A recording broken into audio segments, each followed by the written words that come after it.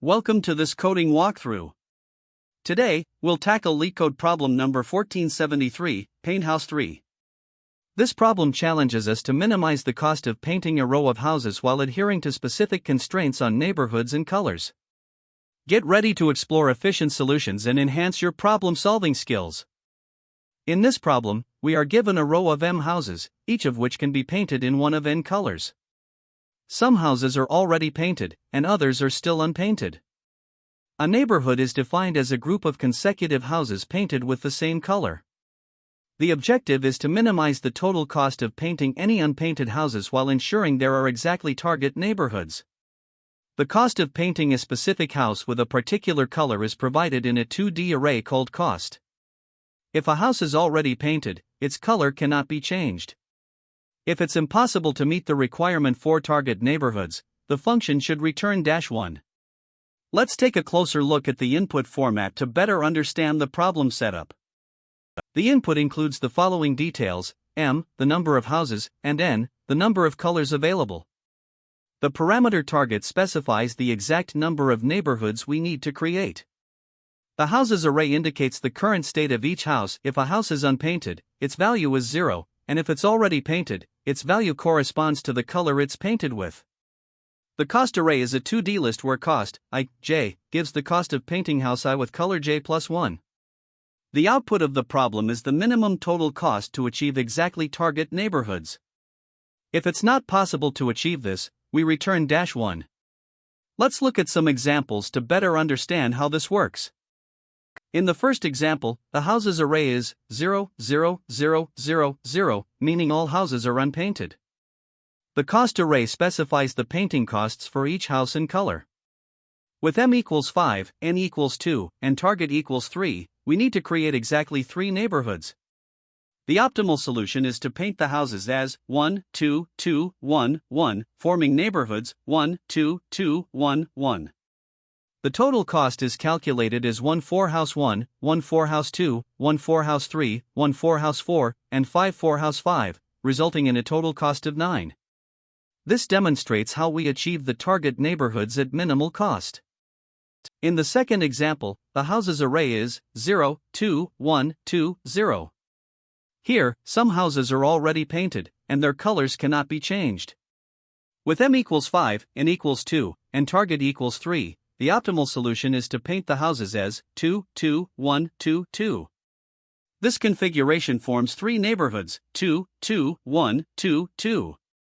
The total cost is calculated as 10 for house 1, no cost for houses 2, 3, and 4 because they're already painted, and 1 for house 5, giving a total cost of 11.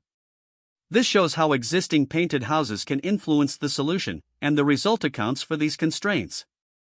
In the third example, the houses array is 3, 1, 2, 3. All houses are already painted in this case, and the goal is to form 4 neighborhoods with M equals 4, N equals 3, and target equals 4. However, the existing configuration does not allow for 4 neighborhoods, as there are only 3 distinct groups of colors, 3, 1, 2, 3. Since it's impossible to meet the target, the output is -1. This example highlights situations where the constraints of the problem make it impossible to achieve the desired number of neighborhoods. To summarize, there are several important constraints to keep in mind. If all houses are already painted, you must check whether the current configuration meets the target. If not, return -1. If target exceeds M, it's impossible to create that many neighborhoods, so the answer is -1. For cases where all houses are unpainted and target equals 1, the optimal solution is to paint all houses the same color at the minimal cost. Additionally, for large inputs near the maximum constraints, such as when M equals 100, N equals 20, or target equals M, the solution must be efficient to avoid timeouts. By considering these edge cases, you can ensure your solution handles all scenarios effectively. To tackle problem number 1473, Paint House 3, our goal is to minimize the cost of painting a row of houses while satisfying some challenging constraints. These constraints include keeping already painted houses unchanged, forming exactly the specified number of neighborhoods, and painting unpainted houses using one of the given colors, each with an associated cost. Given these requirements, this becomes a dynamic programming problem involving multiple states. In the upcoming discussion, we'll look at different approaches to solve this problem and evaluate their trade-offs to determine the most efficient strategy. One approach to solve this problem is the brute force method, where we generate all possible painting combinations for the unpainted houses. For each configuration, we count the neighborhoods and calculate the total cost. If a configuration satisfies the constraints, we consider it as a candidate solution and track the minimum cost among all valid configurations. The steps involve backtracking through all possible color assignments, verifying the constraints, and then returning the minimal cost. However, this method has exponential time complexity due to the sheer number of combinations, especially when the number of houses or colors is large. The space complexity is less demanding, requiring only space proportional to the recursion stack, but the method quickly becomes impractical as input sizes grow. A more efficient approach involves dynamic programming, where we systematically explore valid configurations while avoiding redundant calculations. In this method, we define a state to represent the minimum cost of painting the first few houses while satisfying certain conditions. Specifically, the state dp I, k, c represents the minimum cost to paint the first I houses, forming exactly k neighborhoods, with that ith house painted color C. This approach relies on key observations. Neighborhoods only increase when adjacent houses differ in color, overlapping subproblems make dp well suited, and pre-painted houses reduce the search space. Using these insights, we update the dp state by iterating through possible color assignments for unpainted houses and adjusting neighborhoods accordingly. The dynamic programming strategy starts with well-defined base cases. For instance, if the first house is painted with a specific color, the initial state dp 0, 1, c is simply the cost of that color. Invalid states, such as forming more neighborhoods than possible, are initialized to infinity, ensuring they don't interfere with valid solutions. This method achieves a time complexity of O, m target n squared, where transitions depend on the number of houses, neighborhoods, and available colors. The space complexity, O, m target n, reflects the size of the dp table. Compared to brute force, dp is far more efficient for large inputs because it systematically narrows the search space, avoiding redundant calculations. By balancing feasibility and optimality, this approach becomes the clear choice for solving the problem. In evaluating the trade-offs, the brute force method is straightforward to implement but quickly becomes infeasible as the input size grows due to its exponential time complexity. On the other hand, the dynamic programming approach is more complex to implement but optimally balances speed and memory usage. By clearly defining states and transitions, the DP strategy ensures that all constraints are met while minimizing the cost, making it the best approach for this problem. This methodology highlights the importance of leveraging problem constraints and overlapping subproblems to achieve an efficient and scalable solution. To solve the Painthouse 3 problem, we leverage dynamic programming to efficiently handle the added constraints of neighborhoods. First, we define our DP state using a 3D array DP, I, K, C. Here, I represents the index of the current house, K indicates the number of neighborhoods formed so far, and C is the color of the current house. The value of dp, I, k, c gives us the minimum cost to paint the first I plus 1 houses such that there are exactly k neighborhoods, and the ith house is painted color C. Once the state is defined, we initialize the base cases. If the first house is already painted, its color is fixed, and we set the cost to 0 for that color while marking other colors as invalid.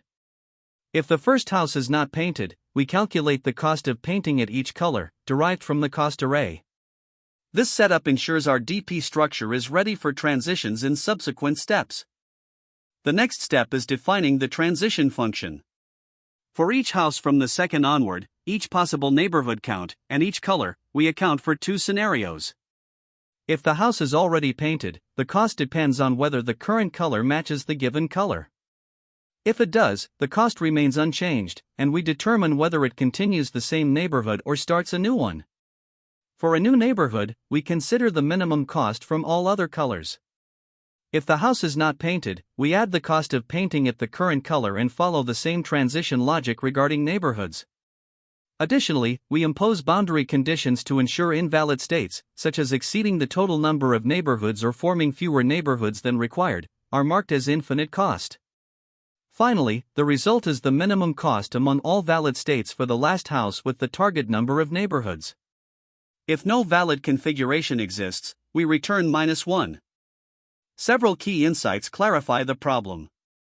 First, the use of dynamic programming with a 3D state is critical because it allows us to efficiently track the number of neighborhoods alongside painting costs. The challenge lies in correctly identifying when a new neighborhood is formed, which occurs when consecutive houses have different colors. Another important aspect is pruning invalid states, where either too many neighborhoods are formed or constraints are violated. These states are marked as infinite cost to limit unnecessary computation. Additionally, optimization is possible when a house is already painted, as we can skip calculations for other colors entirely. The core data structures supporting this solution include the 3D DP array, which stores intermediate results, and the input arrays, which provide the initial house configurations and painting costs. Now, let's examine the complexity of this approach. The time complexity is n*target*m², where n is the number of houses, target is the number of neighborhoods, and m is the number of colors. The m*2 term comes from the nested loop over all color pairs during transitions. The space complexity is n*target*m, due to the DP table. Several edge cases must also be addressed. If the target number of neighborhoods exceeds the total number of houses, it's impossible to form such a configuration, so we return -1. For scenarios where all houses are already painted, we need to ensure the given configuration satisfies the neighborhood constraint. Special cases like a single house or zero-cost configurations, where all houses are already painted correctly, also require careful handling to avoid errors.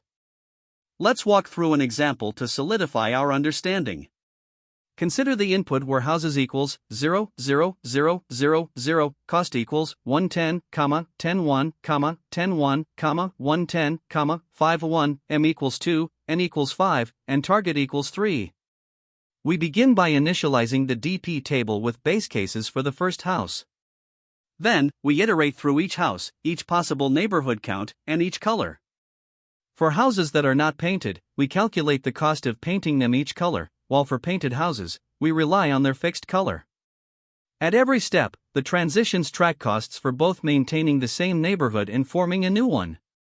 After processing all houses, the result is extracted from the DP table, specifically from the states corresponding to the last house with the target number of neighborhoods. In this example, the minimum cost to form 3 neighborhoods is calculated as 9. Here, we begin by defining the min-cost function inside the solution class. The function takes 5 parameters: houses, which is the array representing the colors of the houses; cost, a 2D list where cost, j, represents the cost of painting house I with color j plus 1, tim and n, which represent the number of houses and the number of colors, respectively, and target, the desired number of neighborhoods.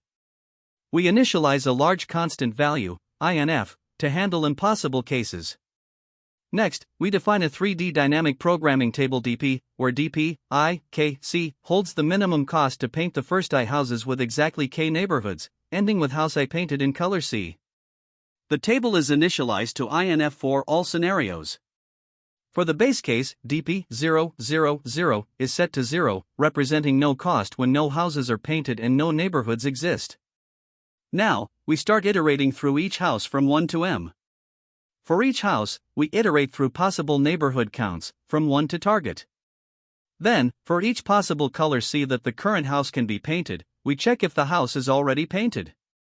If it is, and the color does not match C, we skip this iteration. Otherwise, we calculate the paint_cost, which is based on whether the house is already painted or not. Next, we consider the previous house's neighborhoods and colors to determine the minimum cost. If the previous house is painted with the same color as the current house, the neighborhood count remains unchanged. In this case, we update the current state DP, I, K, C, with the minimum cost of painting the previous house with the same color plus the current paint_cost. However, if the previous house is painted with a different color, the neighborhood count increases by 1. Here, we update DP, I, K, C, with the minimum cost of painting the previous house with a different color and 1 fewer neighborhood, again adding the current paint_cost. Additionally, we handle the edge case where the first house is being painted with 1 neighborhood.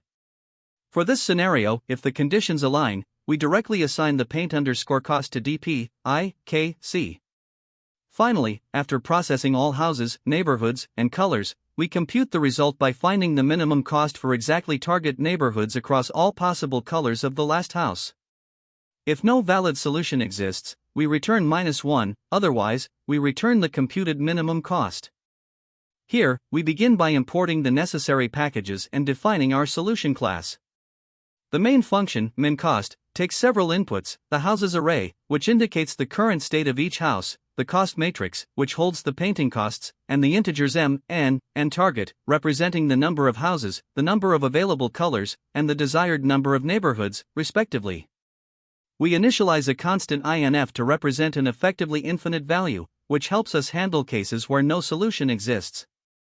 Next, we define a 3D dynamic programming table dp, where dp, I, k, c represents the minimum cost to paint the first I houses with exactly k neighborhoods, ending with house I painted in color C.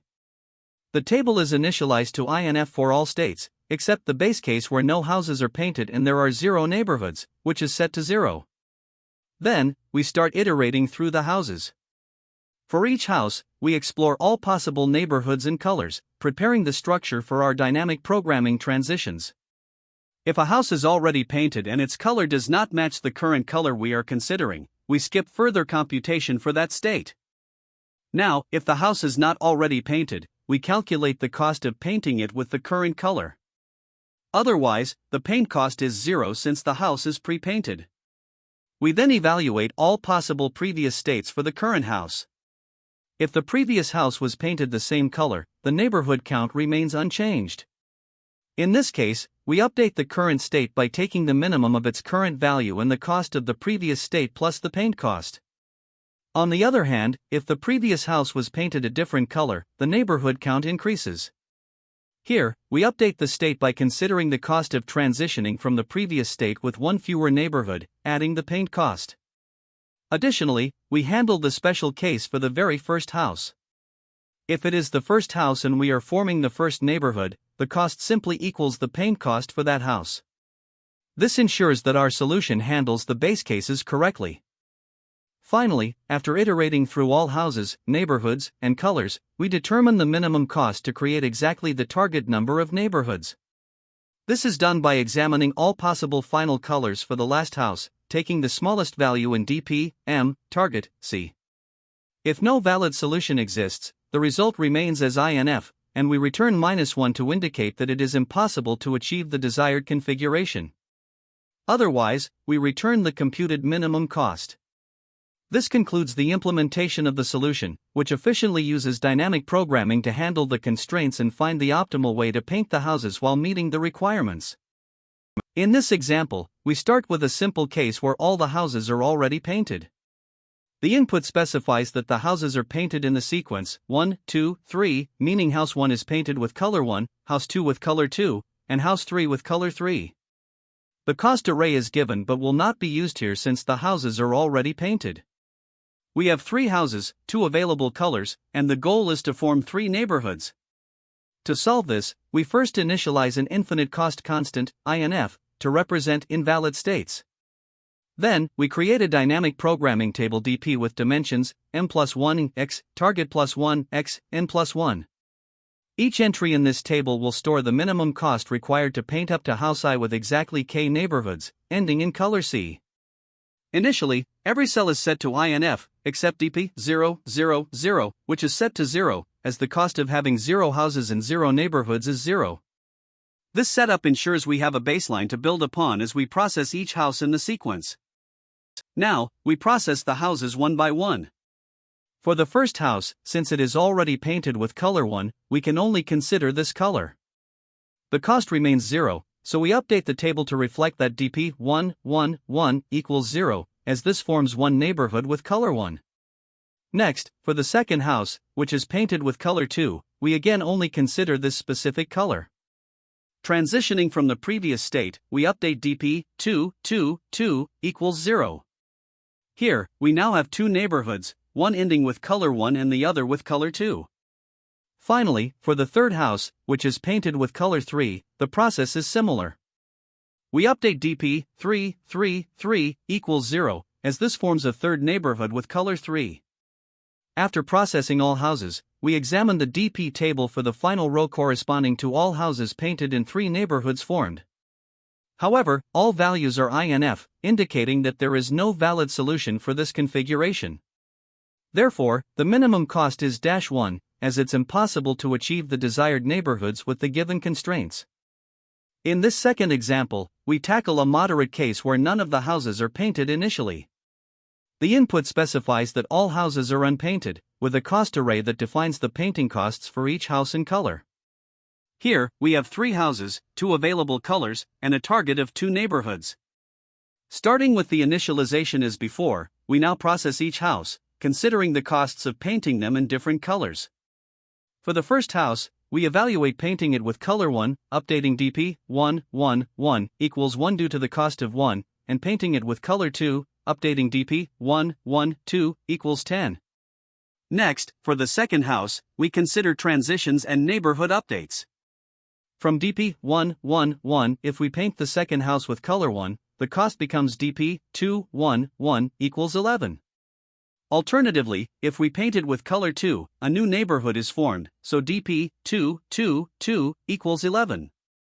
Similarly, from DP 1 1 2, painting with color 2 keeps the same neighborhood, resulting in DP 2 1 2 equals 11, while painting with color 1 forms a new neighborhood, giving DP 2 2 1 equals 11. This process ensures we account for all possible transitions while tracking the number of neighborhoods and their associated costs. Finally, for the third house, we continue the transition process based on the neighborhoods formed so far. After evaluating all possible transitions, the final DP table shows the minimum cost to paint all houses with 2 neighborhoods is 11. This is the optimal solution for this configuration. Now, let's consider the next example, where the input specifies 3 unpainted houses but sets a target of 4 neighborhoods. Since the target exceeds the number of houses, it is mathematically impossible to achieve this configuration. As a result, the algorithm immediately returns -1, indicating that no valid solution exists. This example highlights a key constraint of the problem: the number of neighborhoods must always be less than or equal to the number of houses. In this problem, the time complexity is driven by a series of nested loops that operate across houses, neighborhoods, and colors. Let's break this down step by step. First, the outermost loop iterates over the number of houses, so it runs m times. For each house, we then loop over the possible neighborhood counts, which adds a factor of target. Within this, there's another loop that processes all potential colors for the current house, which runs n times. Finally, inside this loop, we evaluate transitions between colors, considering all previous colors for the prior house, which adds another factor of n. When we combine these, the total number of iterations is proportional to the product of the loops, giving us a time complexity of m** target n squared. This accounts for processing every house, each neighborhood count, and all possible color transitions between houses. Now, within the innermost loop, the operations we perform, such as calculating costs or updating the minimum value, are constant time operations, O1. These do not add to the asymptotic time complexity, so the final time complexity remains m** target n squared. Shifting to space complexity, the primary driver here is the dynamic programming table, which stores results for combinations of houses, neighborhoods, and colors. The table has dimensions m plus 1 4 houses, target plus 1 4 neighborhoods, and n plus 1 4 colors. Multiplying these dimensions gives a space complexity of m** target n.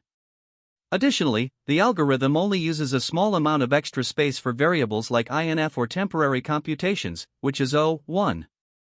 Therefore, the overall space complexity of the solution is m** target n. Let's now analyze the best, average, and worst case scenarios. In the best case, all houses are already painted, meaning the houses array contains no zeros. Here, the algorithm skips the inner loops entirely because no painting is needed, reducing the time complexity to m** target n. In the average case, some houses are pre-painted while others require consideration of all n colors. This means the complexity remains m** target n squared. The worst case occurs when no houses are pre-painted, requiring evaluation of all potential colors and all transitions between neighborhoods. This results in the full complexity of O, m asterisk target asterisk n squared. Comparing this to a brute force approach provides additional perspective. A naive solution would consider every possible way to paint m houses with n colors, leading to O, n to the power of m, configurations. Evaluating the number of neighborhoods for each configuration would take O, m, resulting in an overall complexity of O, n to the power of m asterisk m, which grows exponentially.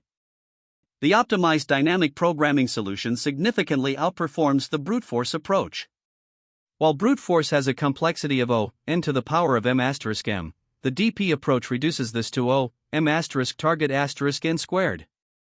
This exponential improvement makes the DP solution far more practical for larger values of m, n, or target. The key advantage lies in reusing results from overlapping subproblems, ensuring we don't recompute solutions unnecessarily. In conclusion, the optimized solution strikes a balance between time and space efficiency. Although the problem remains computationally intensive for large inputs, the DP-based method transforms an otherwise infeasible problem into one that is solvable within reasonable limits, making it ideal for competitive programming scenarios and real-world applications where efficiency matters most. When solving this problem, there are several common pitfalls to watch out for. First, it's crucial to handle houses that are already painted correctly. These are the houses where the house's I value is not 0. Instead of overwriting these values, treat them as fixed and skip assigning new colors to them. This ensures your solution respects the constraints. Next, updating the neighborhood count accurately is another critical aspect. Remember, a neighborhood transition occurs when a house color changes relative to its neighbor. If two adjacent houses have the same color, there's no transition, and failing to account for this can lead to incorrect neighborhood calculations. Another mistake is using an inefficient state representation in your dynamic programming solution. The minimal state should only track the house index, the number of neighborhoods formed so far, and the last color used, represented as I, K, C. Adding unnecessary dimensions to the state increases both time and space complexity. Lastly, pruning infeasible states is vital. For example, if the number of neighborhoods K exceeds the total houses painted so far, you're working with an invalid state. Pruning such states early can save significant computation time. Edge cases are another area where mistakes can arise. For instance, consider scenarios where all houses are already painted, or the constraints demand more neighborhoods than there are houses. There are also cases where it's mathematically impossible to achieve the desired number of neighborhoods given the provided costs. Understanding and addressing these edge cases is key to building a robust solution. From an interview perspective, this problem is a great opportunity to demonstrate your ability to balance constraints, like neighborhood counts, with optimization goals, such as minimizing cost. You'll want to emphasize how you break the problem into manageable subproblems using dynamic programming. Explaining how the state, I, K, C, is both minimal and sufficient to track progress will help highlight your understanding of state optimization. Additionally, discussing the time complexity of O, m times k times n squared, and the importance of avoiding redundant computation shows an appreciation for efficiency. Lastly, being able to articulate how your approach handles tricky edge cases, like already painted houses or impossible configurations, will set you apart as a candidate. This problem also ties closely to a few related problems, which can help you deepen your understanding of the underlying concepts. For example, LeetCode 256, Paint House, is a simpler version of this problem without any neighborhood constraints. Then there's LeetCode 265, Paint House 2, which builds on 256 by introducing an additional optimization challenge. LeetCode 410, Split Array Largest Sum, is another example that involves balancing constraints with optimization, though the domain is different. Finally, LeetCode 91, Decode Ways, is a classic dynamic programming problem that requires careful state management to avoid redundant computations. Studying these problems can give you a broader context for the techniques and trade-offs involved in solving Paint House 3. There are a few alternative approaches to consider when tackling this problem. One option is brute force, where you explore all possible color combinations and calculate their costs. While this approach is conceptually straightforward, it quickly becomes infeasible for larger inputs due to its exponential time complexity. A more practical option is using memoization with a recursive function. By storing results for each state, I, K, C, you can avoid recomputing results for the same inputs. However, this approach may have higher memory usage compared to iterative dynamic programming. Iterative DP, on the other hand, is the most efficient and interview-friendly approach. It transitions between states while minimizing costs and carefully updating neighborhood counts. When deciding between memoization and iterative DP, consider the trade-offs. Memoization might be easier to implement but could use more memory and be harder to optimize for edge cases. Additionally, minimizing the dimensionality of your DP state by avoiding unnecessary tracking remains critical for both runtime and memory efficiency. Understanding these trade-offs will help you choose the best approach for both the problem and the constraints of your interview setting. Great job completing this walkthrough. To summarize, we used dynamic programming with memoization to tackle the Painthouse 3 problem efficiently. Remember the importance of understanding constraints and leveraging DP for complex problems. Thank you for joining, and don't forget to like and subscribe for more content. See you next time. That's the end of this tutorial. I hope you found this explanation helpful for understanding the solution to this LeetCode problem. If you enjoyed this content, please consider subscribing to the channel for more coding tutorials and solutions. Feel free to leave a like if this video helped you, and don't hesitate to comment with any questions you might have. Thanks for watching, and happy coding!